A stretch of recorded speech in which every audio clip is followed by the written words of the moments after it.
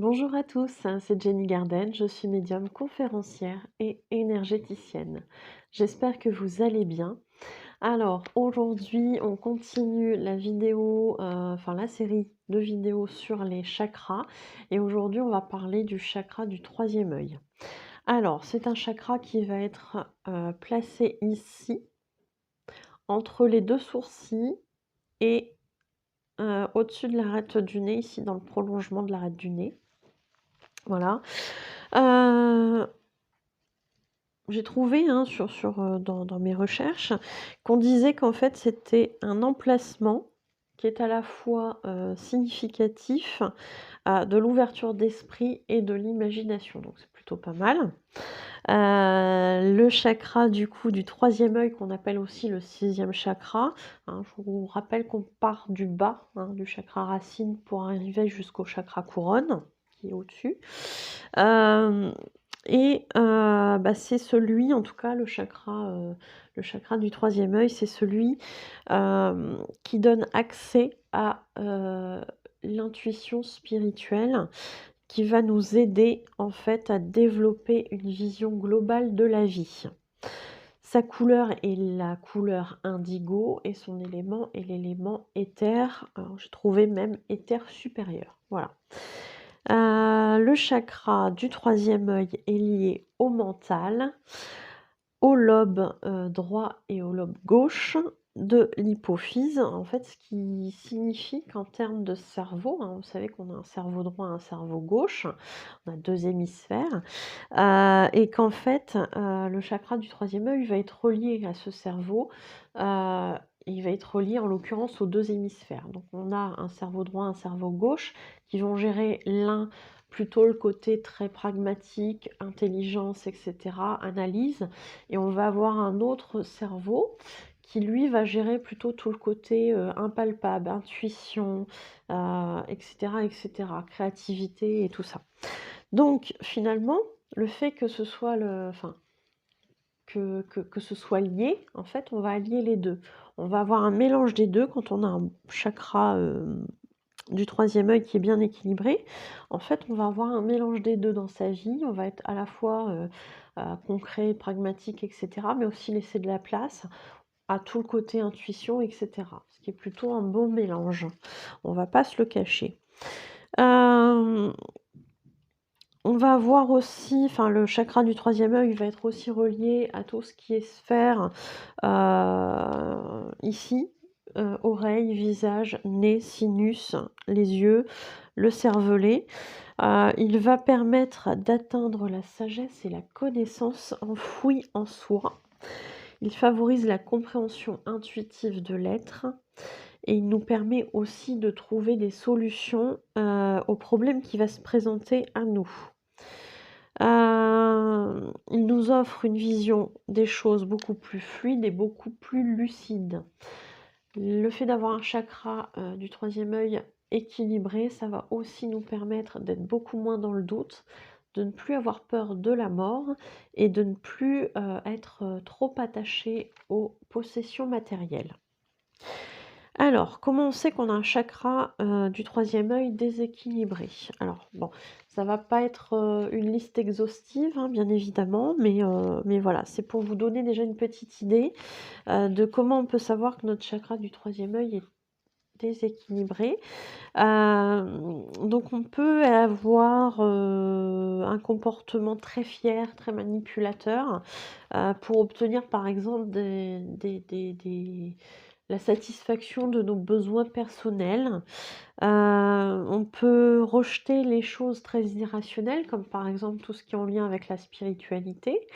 Donc, si vous regardez la, la vidéo, c'est que, a priori, voilà, c'est plutôt pas mal en termes de chakra.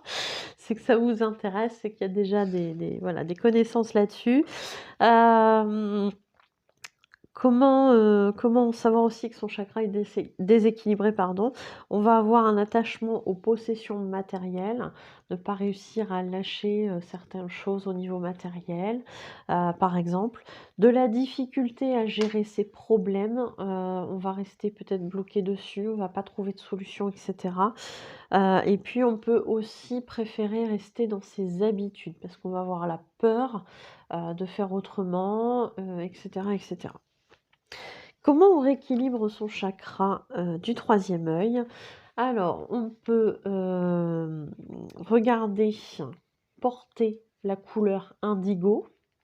On peut avoir sur soi aussi, des pierres qui vont nous aider à équilibrer ce chakra.